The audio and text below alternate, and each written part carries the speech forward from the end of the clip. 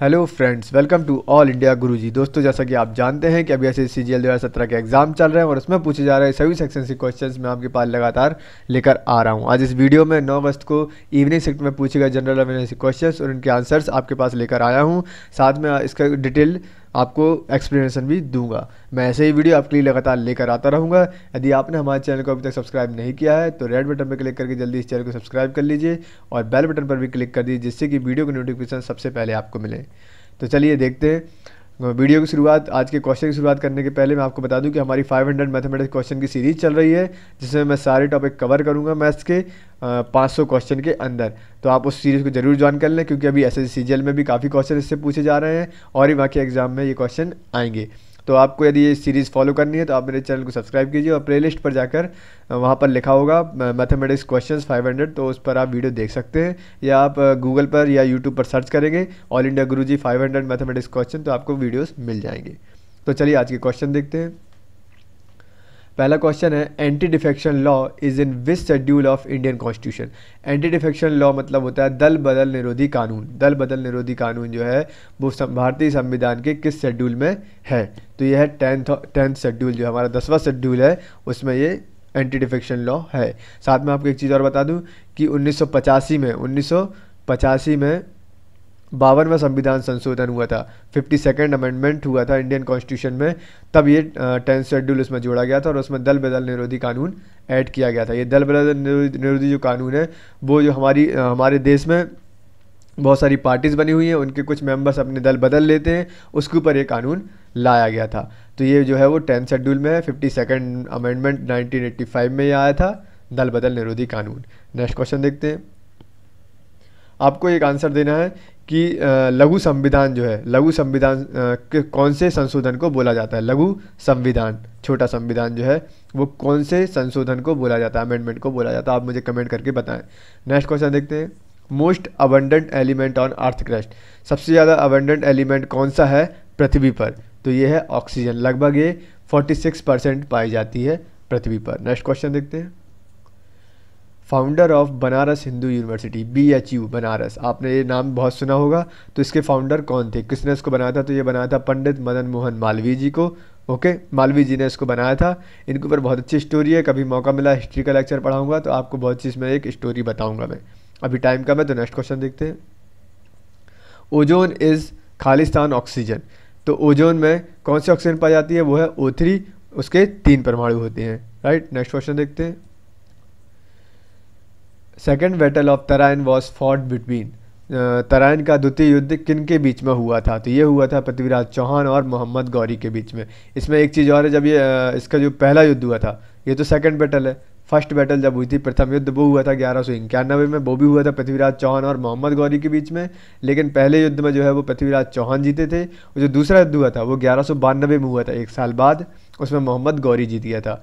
ये जो दूसरा युद्ध हुआ था वो जयचंद के कारण हुआ था। जयचंद को बहुत हमारे देश में बहुत ज़्यादा उसमें देखा जाता है, मतलब देशद्रोही। क्या हुआ था इसकी थोड़ी सी स्टोरी मैं आपको बता देता हूँ शॉर्ट में, कि पृथ्वीराज चौहान ने जयचंद की जो पुत्री थी संयोगिता, उसको उठा कर ले आया था पृथ्वीराज चौहान। तो जयचंद उससे बहुत ज़्यादा दुखी हो गया था, तो उसने क्या किया था, इसके खिलाफ जाने का फैसला लिया और देशद्रोह किया। मोहम्मद गौरी के साथ मिलकर मोहम्मद गौरी का साथ दिया और पृथ्वीराज चौहान को सेकंड बैटल ऑफ तराइन में हरा दिया 1192 में। अभी नेक्स्ट क्वेश्चन देखते हैं। नेक्स्ट क्वेश्चन है, polio is caused by. Polio किसके कारण होता है? तो पोलियो जो होता है वो वायरस के कारण होता है। ठीक है, बहुत सिंपल है, पोलियो वायरस के कारण होता है। नेक्स्ट क्वेश्चन देखते हैं। Which country keeps an eye on North Korea. कौन सा देश है, कौन सी कंट्री है जो नॉर्थ कोरिया पर हमेशा नज़र रखी रहती है? तो वो है USA। इन दोनों के बीच में बहुत ज़्यादा तनाव बना रहता है हमेशा। अभी नॉर्थ कोरिया ने USA को कुछ चुनौतियाँ भी दी हुई हैं, तो इसके बारे में आप अलग से पढ़ सकते हैं। नेक्स्ट क्वेश्चन देखते हैं। Red rot disease is related to. Red rot disease जो होती है, या रेड रॉट बीमारी जो होती है, वो किसके कारण होती है? तो ये होती है sugar cane. Sugar cane means होता है गन्ना। ठीक है, गन्ने के कारण ये रेड रॉट डिसीज़ होती है। नेक्स्ट क्वेश्चन देखते हैं।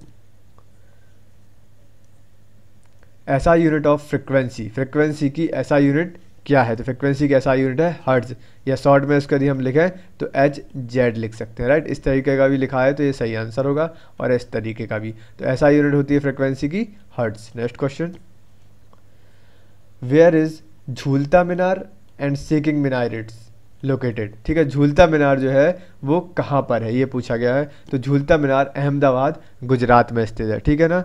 ये किसी की जो मतलब मुस्लिम जो है, मुस्लिम मीनार है। तो ये झूलता मीनार कहाँ पर है, ये अहमदाबाद गुजरात में है। आपको एक चीज़ और बता दूँ, गुजरात के यदि आप कैपिटल पूछा जाता है तो बहुत सारे लोग कन्फ्यूज हो जाते हैं गुजरात की कैपिटल क्या है। तो गुजरात की कैपिटल अहमदाबाद नहीं है, गुजरात की कैपिटल है गांधीनगर, ठीक है। गुजरात की कैपिटल है गांधीनगर, तो इसको आप अच्छे से याद रख लीजिए, बिल्कुल मेमोराइज कर लीजिए। और झूलता मीनार कहाँ पर है, वो है अहमदाबाद गुजरात में। Next question, which of the following is an inert gas, inert gas क्या होती है, ठीक है ना। इसमें ये पूछा गया है कि इनमें से कौन सी इनर्ट गैस है। इनर्ट गैस का मतलब होता है अक्रिय गैसें, ठीक है ना। अक्रिय गैसें, अक्रिय गैसें क्या होती हैं, जो वे गैस है जो रासायनिक अभिक्रियाएं नहीं करती हैं, रासायनिक अभिक्रिया में जो है भाग नहीं लेती हैं, उनको हम अक्रिय गैस कहते हैं। साथ में अक्रिय गैस, इनको नोबेल गैस भी बोला जाता है, और अक्रिय गैस भी इन्हीं को बोला जाता है। तो ये रासायनिक अभिक्रिया में भाग नहीं लेती हैं। तो इसका आंसर है आर्गन।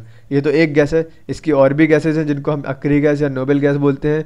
तो वो है हीलियम, ठीक है, हीलियम है, नियॉन है, ऑर्गन है, अभी अभी देख लिया, क्रिप्टॉन है, जिनॉन है, ठीक है, रेडॉन है। इस तरीके की ये 6-7 जो हैं वो गैसेज हैं जो कि रासायनिक अभिक्रिया में भाग नहीं लेती और इनर्ट गैसेज कहलाती हैं, अक्रिय गैसेज कहलाती हैं। एक बार और आपको बता देता हूँ, helium, neon, organ, krypton, xenon और रेडॉन, ठीक है। ये 7 जो गैसें हैं वो इनर्ट गैसेस कहलाती हैं, अक्रिय गैसेस कहलाती हैं। नेक्स्ट क्वेश्चन देखते हैं, who has been awarded Padma Shri for culinary contribution. तो ठीक है, क्यूलिनरी मतलब ये है किचन से संबंधित, जो खाना बनाना वाला वगैरह होता है, तो उसके लिए पद्मश्री किसको दिया गया है। तो ये दिया गया है संजीव कपूर को। अभी कल के पेपर में पूछा गया सबसे बड़ा अवार्ड कौन सा है, तो वो है भारत रत्न हमारे यहाँ। आपको ये बताना है कि अभी लास्ट ईयर किन 2 महान शख्सियत को हमारे यहाँ भारत रत्न से नवाजा गया है, ठीक है ना। तो आपको ये 2 चीज़ बताना है, और दोनों का जन्मदिन जो है वो एक ही दिन पड़ता है, तो आपको वो पता चल जाएगा कि कौन है। तो आपके दोनों कमेंट में मुझे आंसर देने हैं। और जो क्यूलिनरी के लिए कंट्रीब्यूशन के लिए पद्मश्री मिला है वो मिला है संजीव कपूर जी को। नेक्स्ट क्वेश्चन देखते हैं, व्हाट आर आइसोटोप्स। आइसोटोप्स क्या है, आइसोटोप्स होते हैं elements with same atomic number, ठीक है। जो एलिमेंट जो होते हैं वो जिनके सेम एटॉमिक नंबर होते हैं वो आइसोटोप्स कहलाते हैं, लेकिन इसमें जो मास होता है वो डिफरेंट होता है, ठीक है। ये आपको याद रखना है, जो मास होता है वो इसमें डिफरेंट होता है। तो वे एलिमेंट जिनके एटॉमिक नंबर सेम होते हैं वो आइसोटोप्स कहलाते हैं। ये केमिस्ट्री की लैंग्वेज में है।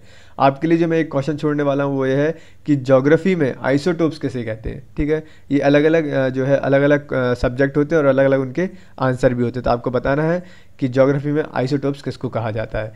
केमिस्ट्री का हमने देख लिया जिसके सेम एटॉमिक नंबर हो लेकिन मास नंबर जो है वो है डिफरेंट हो, तो ये उनका कहलाता है। तो ये थे हमारे आज के क्वेश्चन। और आपको एक चीज़ और बता दूं कि आप मेरी मैथ्स की सीरीज़ भी ज्वाइन कर ली, साथ में साइंस के भी मैंने बहुत सारे उसमें क्वेश्चन बनाए हुए हैं ऑलरेडी पहले से, तो आप वो सर्च कर सकते हैं और पहले की वीडियोस भी देखते रहिए।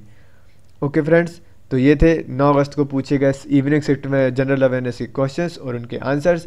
उम्मीद है आपको ये वीडियो पसंद आया होगा। यदि वीडियो अच्छा लगा हो तो वीडियो को लाइक एंड शेयर ज़रूर कीजिए और हमारे चैनल से इसी तरह से जुड़े रहिए। और आपके यहाँ कोई भी क्वेरी हो या कोई सुझाव हो तो आप मुझे कमेंट सेक्शन में बता सकते हैं। थैंक यू, जय हिंद।